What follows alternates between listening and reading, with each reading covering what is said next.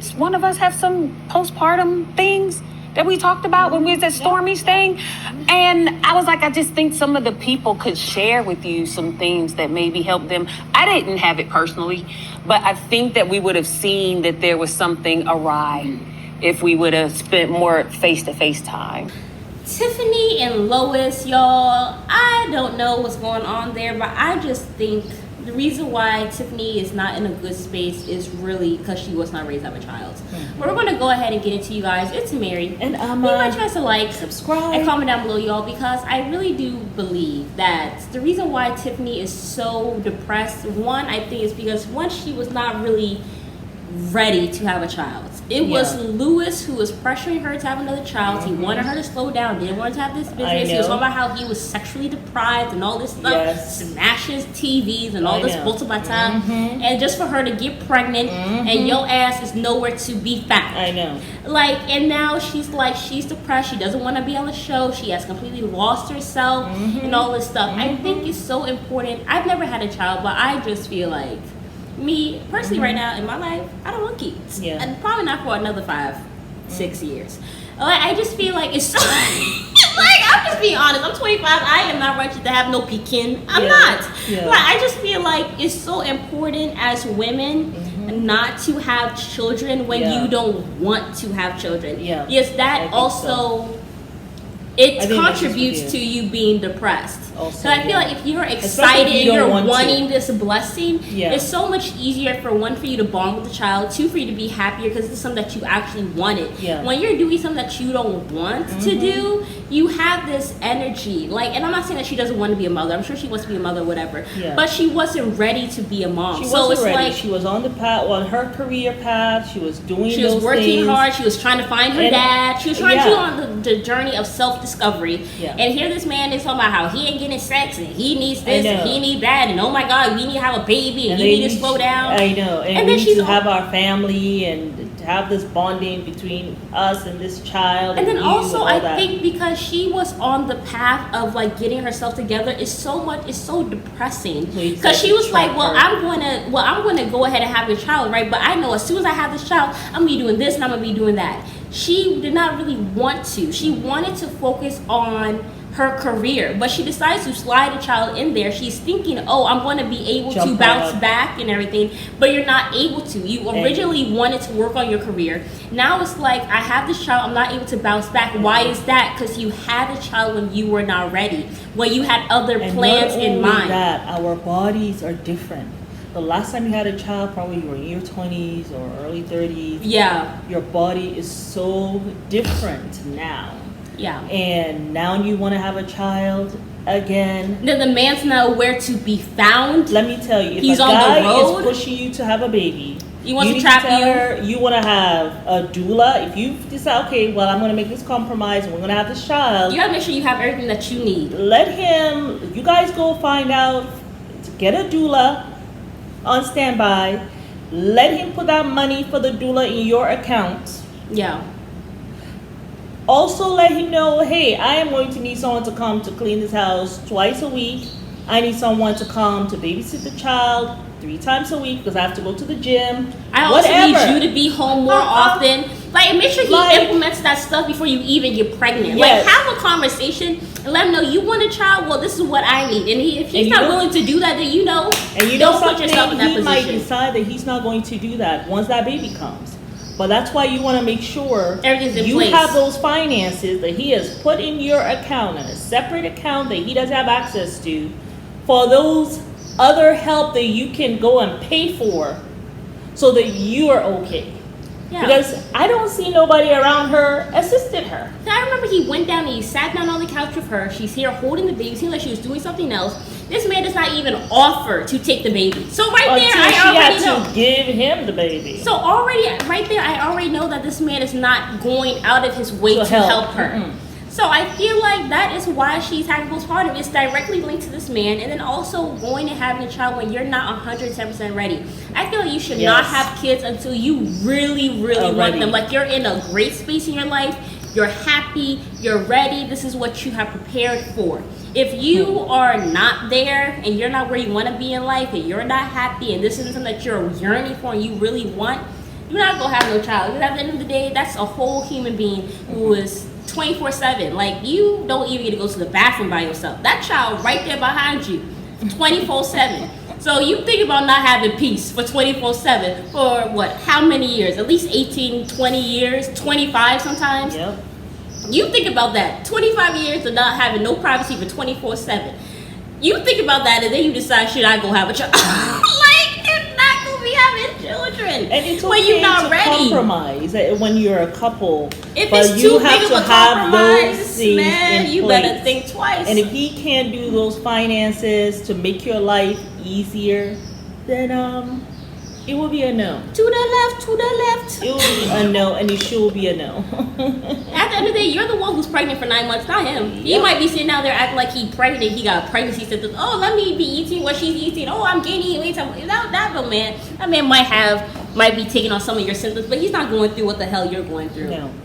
So yes, you both are procreating, but you suffering for at least 2 years. Because how long it take for a woman to recover and get her body back? It don't happen after 9 months, honey. You need at least another 9 months and then some more months. So almost like a year and 9 months, really. Because remember, you're breastfeeding and all. I know that also some women, like, their whole body changes. Not like Keke Palmer. You get your body, you have nice shape and you're loving the figure. Some women don't have that. Sometimes everything hits the knees and you like, well, damn. You know what I'm saying?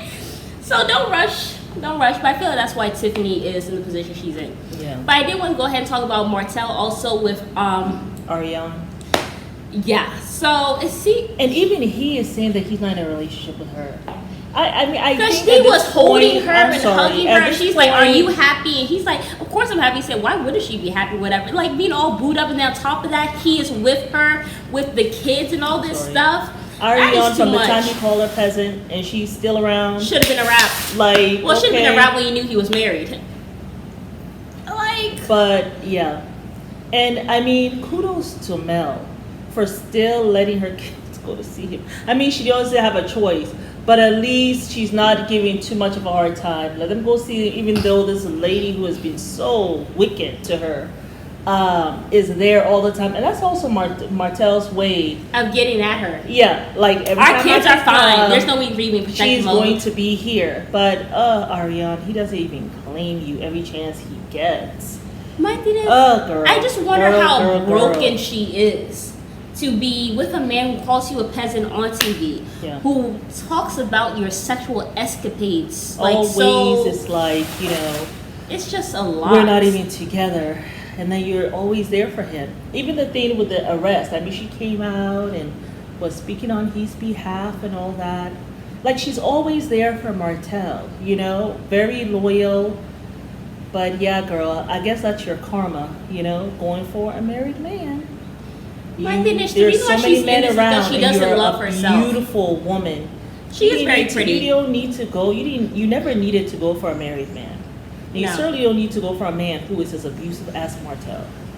And yes, talking about abuse, I do not agree, Mel, with the statement. Oh my God, when she said that, that's why I was beating your ass in the house. I was like, ooh. And then she was like, oh, Jesus Christ.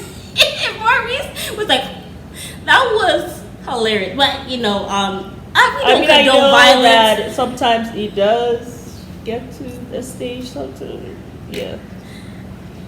But he said, if a man says something like that, could you imagine if a man? Of course, if a man says something like that, men are stronger than women. So, of course, yes, we will feel some kind of way.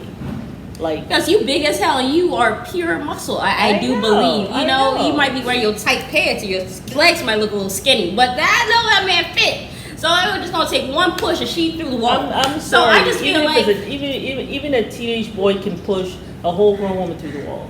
Because they're just stronger. Yeah. Men are built different. Their bone densities are heavier. They're just stronger. That's how they're built. That's how they are created. So So I just felt like, but we don't condone violence. But her saying beating his ass in the house, I was just sometimes maybe he needed his ass to be beat. I was kind of happy that at least she didn't take stuff lying down. Let me tell you. My thing is, if you have to start beating somebody's ass, you probably need to leave that damn marriage. Let me tell you. I am a strong believer. I'm just gonna say this because I do feel yes, men are stronger, but there are some men who are not wrapped too tight. There are some men who are not wrapped too tight, and I don't believe in putting hands on somebody if you want your hands put on. And I'm not saying that men will hit you regardless, but I'm just saying I'm never gonna put my hands on somebody. That's just me personally. Sometimes I think you might have gone to a space where you can lose your mind like that. That has happened. If you lose your mind, you need to leave the marriage. Like, for real. It's really good too at that point because it can really go left really quick. And yeah, it can. You know, I know for myself, there's a temper that simmers there. So I try my best not to go there because please don't tell about it.